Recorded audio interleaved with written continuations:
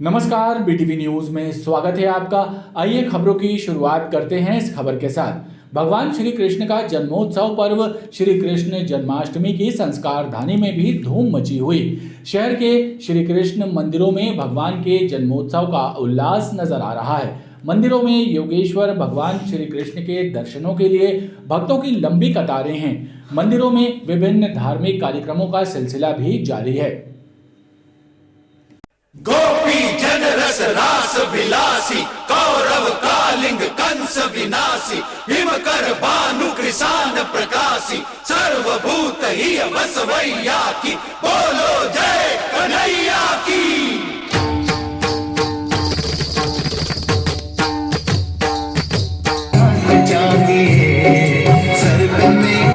भगवान श्री कृष्ण के जन्मोत्सव पर्व श्री कृष्ण जन्माष्टमी का उल्लास हर तरफ नजर आ रहा है। संस्कार धानी के सभी कृष्ण मंदिरों में सुबह से ही जहां विभिन्न धार्मिक कार्यक्रमों का क्रम जारी है, तो वहीं मंदिरों में भगवान के दर्शनों के लिए भक्तों की कतारें लगी हुई हैं। श्रद्धालु भगवान श्री कृष्ण के जन्मोत्सव का पर्व हर्षोल्लास के साथ मना रहे हैं। भजन और अन्य धार्मिक कार्यक्रमों के माध्यम से श्रद्धालु योगेश्वर भगवान श्री कृष्ण के जन्मोत्सव की खुशियों और उनकी भक्ति में डूबे हुए हैं।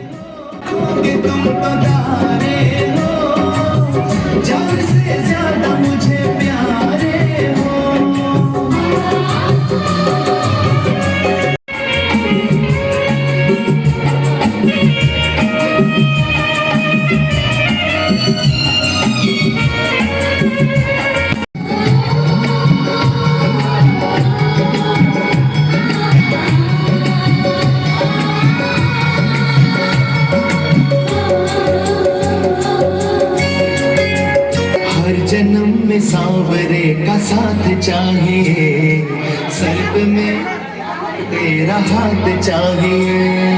हर जन्म में सांवरे का साथ चाहिए, सर्प में हाथ तेरा हाथ चाहिए। हर जन्म में सांवरे का साथ चाहिए।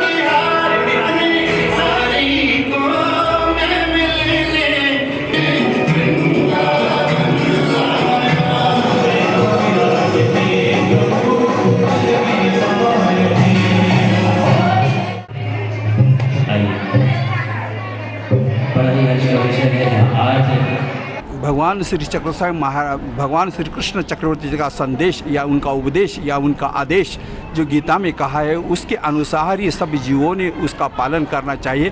इसमें से ही जीवन सफल हो जाता है। और ये संस्कार धानी और राज्य हो या पूरे भारत हो, ये भारतवर्ष को, ये सबको ही इस जन्म उत्सव के उपलक्ष्य में बहुत बहुत बधाई देता हूँ। श्री गीता मंदिर बाईगा बगीचा गली नंबर 4, ये हमारे पूर्वजों का मंदिर, लगभग 70 वर्ष पुराना मंदिर है, जहाँ हर वर्ष हम लोग जन्माष्टमी बहुत ही सब मिलजुल के भक्त लोग मिल के मनाते हैं।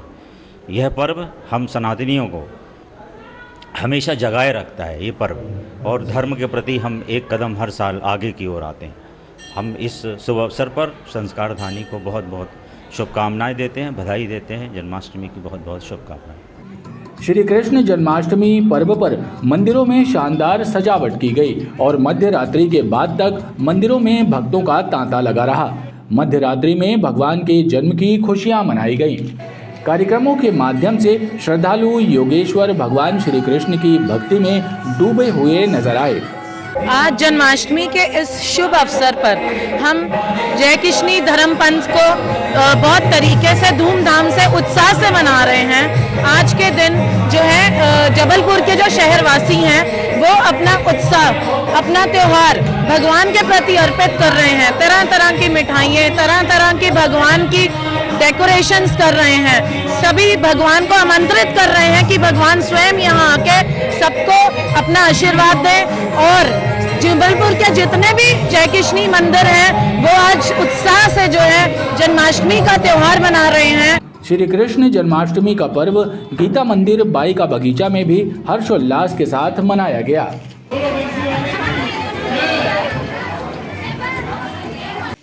श्री कृष्ण जन्माष्टमी के पावन अवसर पर हरे कृष्ण आश्रम भेड़ाघाट में वृंदावन सा नजारा रहा, जहां सैकड़ों कृष्ण भक्तों ने भगवान राधा कृष्ण का 11 तरह के फलों के रस से अभिषेक किया।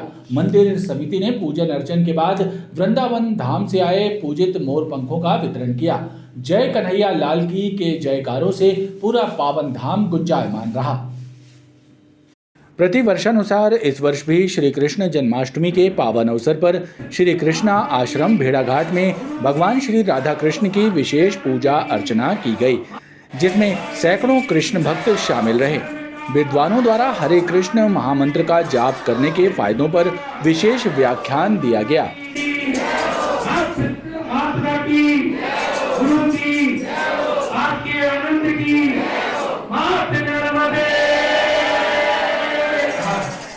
आज हरे कृष्ण आश्रम में प्रतिवर्ष इस वर्ष भी भगवान राधा रानी का अभिषेक हुआ, उसके बाद पूजा आरती हुई, फिर छोटे बच्चों जो 7 साल से छोटे बच्चों ने मटकी फोड़ा, उसके बाद वृंदावन धाम से पूजित मोर पंख यहाँ परम पूज्य स्वामी रामचंद्र दास जी महाराज जी शास्त्री के नेतृत्व में यहाँ हर जो भी भक्त आए उन सभी को यहाँ पे मोर पंख बांटे गए हैं।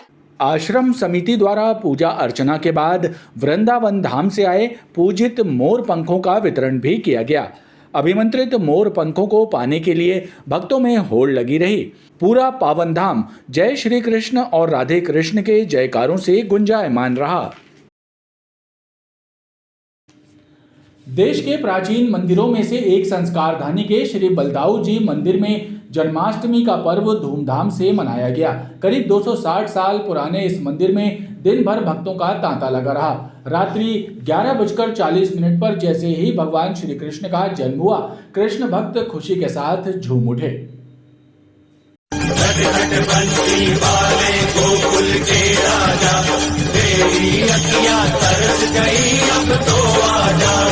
भारत के प्रसिद्ध बलदाऊ मंदिरों में शुमार संस्कारधानी के श्री बलदाऊ जी मंदिर में जन्माष्टमी की धूम रही। काले पत्थर से बनी कान्हा की विशेष मूर्ति का भव्य श्रृंगार किया गया और दिन भर पूजन अर्चन का क्रम चला। रात्रि 11:40 पर जैसे ही मदन मुरारी के जन्म की घोषणा की गई, भक्तगण खुशी के साथ झूम उठे। नंद के आनंद भयो जय कन्हैया लाल की जयकारों से पूरा मंदिर परिसर गुंजायमान हो उठा।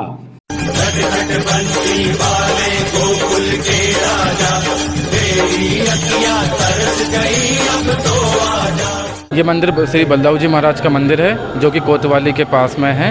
ये मंदिर 1879 में बना था। इसको राय बहादुर बंसीलाल अमीरचंद ने बनवाया था। ये बलदाऊ जी का मंदिर है। आज यहाँ पे कृष्ण जन्माष्टमी मनाई जा रही है। सुबह बलदाऊ जी महाराज का पंचामृत हुआ है और उसके बाद वस्त्र आभूषण से श्रृंगार हुआ है। हम आज जबलपुर में दाऊ जी मंदिर हवेली में स्थित है, जो कि बहुत पुराना दाऊ जी का मंदिर है। मैं बचपन से ही दाऊ जी की सेवा में जुड़ा हुआ हूँ। यहाँ आकर भक्तों को बहुत शांति की अनुभूति होती है। यह भगवान कृष्ण के बड़े भाई श्री बलराम जी को समर्पित मंदिर है और दाऊ जी हवेली है, जबलपुर में सिटी कोतवाली बाज़ार के आगे स्थित है। ये दाऊ जी का बहुत ही अनोखा मंदिर है। भारत में बहुत ही कम मंदिर है जहाँ पर दाऊ जी के विराजमान मंदिर है। यहाँ पर रेवती मैया भी दाऊ जी के श्री चरणों में। मंदिर के बारे में बताया जाता है कि 260 साल पहले नागपुर के एक सेठ राय बहादुर बंसीलाल अबीरचंद्र जन्माष्टमी के अवसर पर जबलपुर आए थे और उन्हें हनुमान ताल स्थित गोपाल लाल जी के मंदिर में ठीक से पूजन अर्चन करने नहीं मिला। उनका मन दुखी हो गया। उन्होंने पास ही में कोतवाली के निकट श्री बलदाऊ जी का मंदिर बनाने की योजना बनाई और मारवाड़ी पैटर्न पर मंदिर का निर्माण कराया। बलदाऊ जी यानी भगवान श्री कृष्ण के बड़े भाई के नाम पर बना ये मंदिर संस्कारधानी की पहचान है। इसी मंदिर के नाम पर बलदेवबाग चौक का भी नामकरण किया गया था। मुख्यमंत्री तीर्थ दर्शन योजना के तहत शुक्रवार 8 सितंबर को रामेश्वरम ज्योतिर्लिंग के दर्शनों के लिए विशेष ट्रेन रवाना होगी। इस ट्रेन से जिले के 150 बुजुर्ग यात्री भी तीर्थ यात्रा के लिए रवाना होंगे। गुरुवार को जिला कलेक्टर कार्यालय से यात्रियों को टिकटों का वितरण किया गया। बुजुर्गों में इस तीर्थ यात्रा का उत्साह नजर आया। मुख्यमंत्री तीर्थ दर्शन योजना के तहत रामेश्वरम ज्योतिर्लिंग की तीर्थ यात्रा पर जाने वाले यात्रियों को गुरुवार को कलेक्टर कार्यालय से टिकटों का वितरण किया गया। इस तीर्थ यात्रा के लिए शुक्रवार 8 सितंबर को विशेष ट्रेन जबलपुर से रवाना होगी। तीर्थ यात्रा के लिए 150 बुजुर्ग यात्रियों का ड्रॉ के माध्यम से जिला प्रशासन ने चयन किया था। इन यात्रियों को टिकटों का वितरण किया गया। विधानसभा चुनाव के ठीक पहले पत्रकारों पर भी सौगातों की बारिश हुई। मध्य प्रदेश के मुखिया शिवराज सिंह चौहान ने भोपाल में आयोजित पत्रकार समागम में करीब आधा दर्जन घोषणाएं करते हुए साबित कर दिया कि उनकी सरकार पत्रकारों के हितों और अधिकारों के संरक्षण में कोई कसर छोड़ने वाली नहीं है। समाज के सजग प्रहरियों के जीवन स्तर को सुधारने की हर संभव कोशिश की जाएगी। भोपाल में आयोजित पत्रकार समागम कार्यक्रम में प्रदेश के मुखिया शिवराज सिंह चौहान ने घोषणा की है कि पत्रकार सुरक्षा कानून बनाने के लिए तत्काल एक कमेटी का गठन किया जाएगा। पत्रकार सुरक्षा कानून बने, इसके लिए हम तत्काल एक कमेटी का गठन करेंगे जिसमें सीनियर पत्रकार भी होंगे और जल्दी वो कमेटी जो अपने सुझाव देगी उसके आधार पर इस कानून को बनाने का काम करेंगे। मुख्यमंत्री ने कहा कि भोपाल में प्रदेश भर के पत्रकारों के लिए एक अति आधुनिक पत्रकार भवन बनाया जाएगा।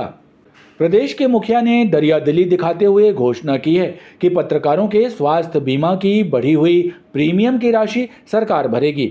इसकी तिथि भी 25 सितंबर की जाएगी।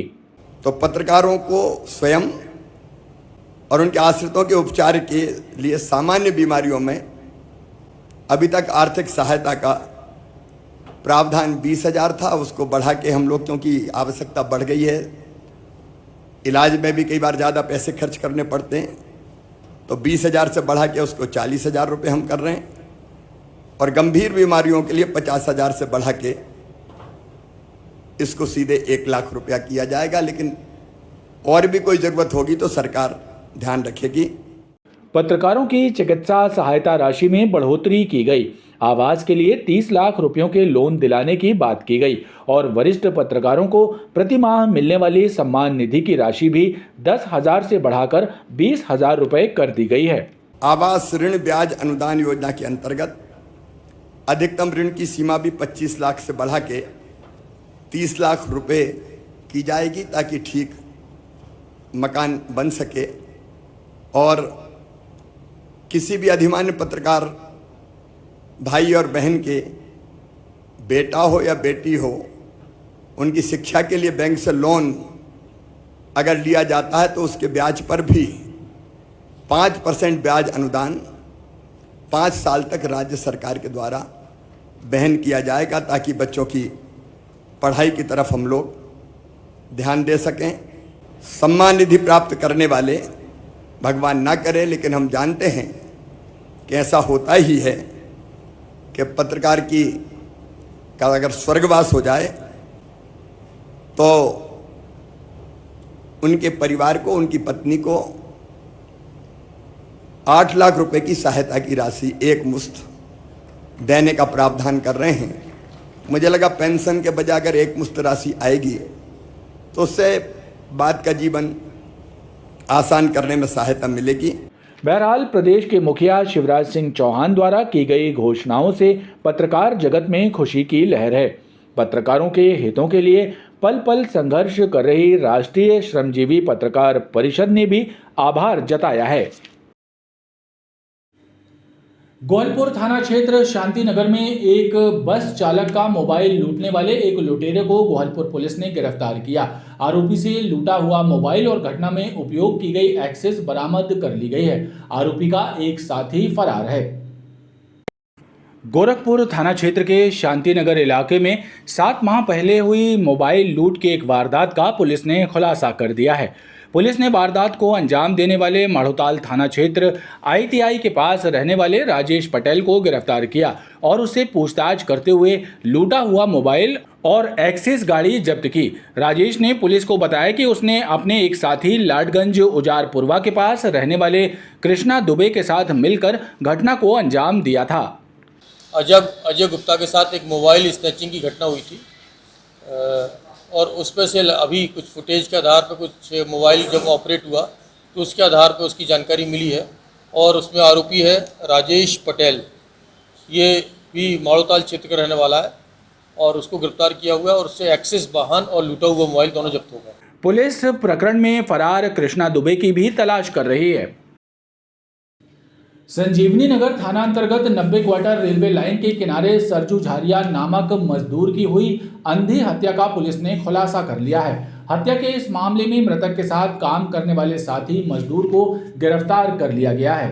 पुलिस अधिकारियों के मुताबिक मजदूरी के रुपयों के बंटवारे को लेकर हुए विवाद के चलते इस वारदात को अंजाम दिया गया था। आरोपी से मृतक का मोबाइल भी बरामद कर लिया गया है। संजीवनी नगर थाना अंतर्गत 90 क्वार्टर रेलवे लाइन के किनारे रविवार को सरजू झारिया नामक एक मजदूर का शव पुलिस को बरामद हुआ था। घटनास्थल पर पुलिस को खून से सना पत्थर मिला था और मृतक के चेहरे पर चोट के निशान पाए गए थे।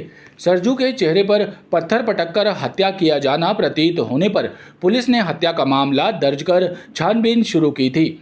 जांच के दौरान पुलिस ने सरजू के साथ काम करने वाले एक मजदूर शहपुरा डिंडोरी निवासी अजय वरकड़े को हिरासत में लिया। अजय संजीवनी नगर में रहता है। पूछताछ में अजय ने बताया कि मजदूरी के रुपयों के बंटवारे को लेकर उसका सरजू से विवाद हुआ था और विवाद के चलते उसने पत्थर से हमला कर उसकी हत्या कर दी।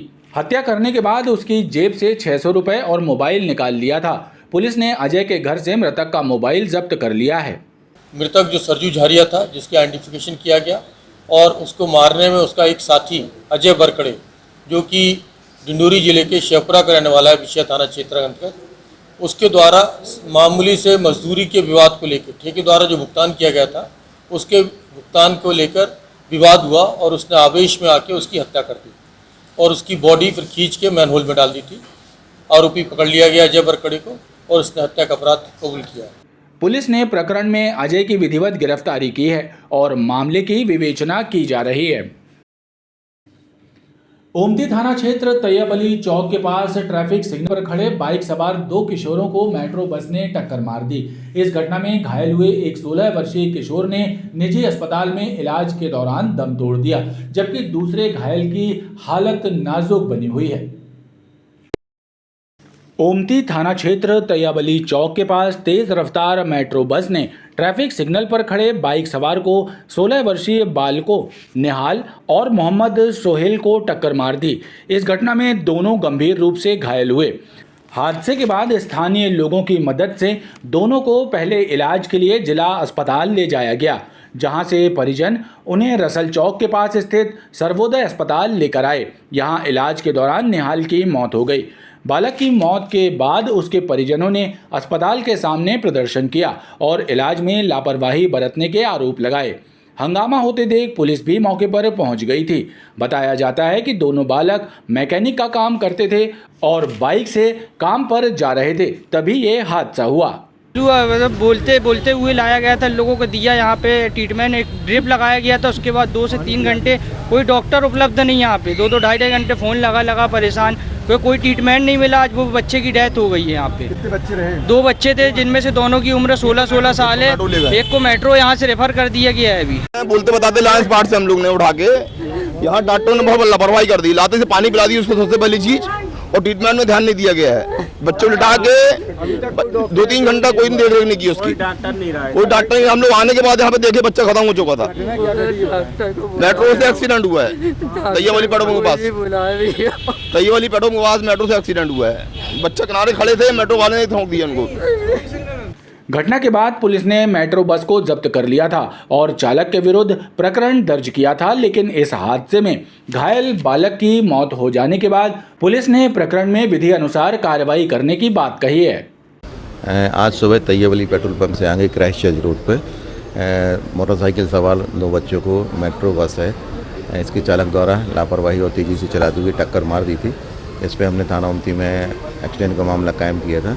अभी सूचना प्राप्त हुई है कि उन 2 बच्चों में से एक बच्चे की मृत्यु हो गई है। इसमें हमारे विवेचना अधिकारी आगे की कार्रवाई कर रहे हैं और इसमें हम आईपीसी की आगे की धाराओं का इजाफा करेंगे। वहीं दूसरी ओर अस्पताल प्रबंधन ने परिजनों के आरोपों को बेबुनियाद बताया। बच्चा क्या एक्सीडेंट होने के दोनों बच्चे साथ में आए थे यहाँ पे और दोनों बहुत गंभीर स्थिति में थे और आए थे जब थोड़ा बहुत अपन ने सब इलाज सब चालू कर दिया पूरा उसके हिसाब से, लेकिन अचानक इसका जो है हार्ट बंद हो गया। जो ये नेहाल, क्या नाम था उसका, नेहाल का दूसरा सोहेल था, उसका भी इलाज चल रहा है और उसको फिर दूसरा हॉस्पिटल में शिफ्ट किया और उसका इलाज सब अच्छे से चल रहा था, कर रहा था। अचानक उसका हार्ट बंद हो गया। हम लोगों ने कोशिश करी, उसको मसाज करके सब ट्रीटमेंट करके वेंटिलेटर लगाया, सब इलाज किया पूरा। अब हार्ट रिवाइव नहीं हुआ, हो सकता है अंदरूनी चोट हो काफ़ी, इतनी जल्दी 2-3 घंटे में सब कुछ हो गया कि अपन सब जांचें भी नहीं करा पाए, ना अपने को CT स्कैन हो पाया, ना बाकी एक्सरे हो पाए, कुछ हो पाए। अपन इलाज में लगे रहे शुरू से पूरे टाइम। और सर, परिजनों का आरोप ये है कि जब हमने यहाँ पे भर्ती किया था तो कोई डॉक्टर उपलब्ध नहीं था। पूरे टाइम तो हम लोग सब देखा, जो लोग आए उस टाइम पूरे टाइम थोड़ी खड़े रहेंगे हम लोग। कंसल्टेंट जो आता है, कंसल्टेंट आता है, देख के इलाज बता के और अपना आगे दूसरे पेशेंट देखता है, कोई खड़े थोड़ी रहेगा कंसल्टेंट पूरे टाइम। कि बच्चे को पानी पिलाने के बाद नहीं, ऐसा कुछ नहीं है, पानी ऐसा कुछ भी नहीं है। बोले नर्स ने बोला था कि पानी पिलाया, नहीं, पानी मांग रहा था लेकिन नहीं दिया गया पानी यानी। बहरहाल पुलिस ने हादसे में मृत हुए बालक का शव पोस्टमार्टम के लिए भेज दिया है। और अब एक नजर डालते हैं मौसम पर। मध्य प्रदेश में गुरुवार को भी बारिश का दौर जारी रहा। जबलपुर में भी पिछले 24 घंटे में 1.5 इंच से ज्यादा बारिश दर्ज की गई, जिसके बाद अब बारिश का आंकड़ा भी 46 इंच को पार कर गया है। मौसम के बदले मिजाज के बाद लोगों को उमस और गर्मी से राहत मिली है। मध्य प्रदेश के अन्य जिलों के साथ ही गुरुवार को जबलपुर में भी बारिश का दौर जारी रहा। जन्माष्टमी पर्व के मौके पर सुबह से ही शहर में रुक रुक कर बारिश होती रही। सुबह 8:30 बजे से शाम 5:30 बजे तक जहां 1 इंच से ज़्यादा बारिश हुई, तो वहीं बीते 24 घंटे में 1.5 इंच से अधिक वर्षा दर्ज की गई, जिसके बाद जिले में बारिश का आंकड़ा 46 इंच को पार कर गया है। वहीं जिले में औसतन बारिश का आंकड़ा 52 इंच माना जाता है। बीते 2 दिनों से मौसम का मिजाज बदलने से लोगों को उमस और गर्मी से भी राहत मिली है। जिले का अधिकतम तापमान सामान्य से 2 डिग्री सेल्सियस कम 28.3 डिग्री सेल्सियस और न्यूनतम तापमान 23.3 डिग्री सेल्सियस दर्ज किया गया। मौसम विभाग ने आगामी 24 घंटे में संभाग के जिलों में बारिश होने की संभावना जताई है। खबरों का ये क्रम लगातार जारी है। आप देखते रहिए BTV न्यूज़।